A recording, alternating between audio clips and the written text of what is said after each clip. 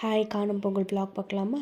காலையில் எழுந்திரிச்சிட்டு சின்னதாக ஒரு ரங்கோலி கோலம் மாதிரி போட்டிருந்தேன். அதுக்கப்புறம் இதே தெருவில் ஒரு கோயில் இருக்குது, அங்கே வந்துட்டு சிக்கு கோலம் ஒன்று போட்டிருந்தேன். ஸோ இன்றைக்கி வந்துட்டு எங்கள் குலதெய்வ கோயிலில் பொங்கல் வைப்பாங்க. அது எங்கள் வயல்கிட்டவே இருக்குது.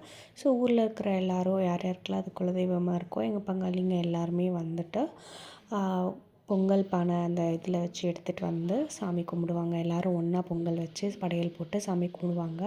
இன்றைக்கி ஒரு நாளில் தான் வந்துட்டு எங்கள் இதில் வந்துட்டு மொட்டை அடிக்கிறவங்களாம் அடித்து கெடா வெட்டு இதெல்லாம் வந்து அங்கே நடக்கும். ஸோ இதெல்லாம் முடிச்சுட்டு வீட்டுக்கு போகவே அரௌண்ட் 3 மேலே ஆகிடுச்சு.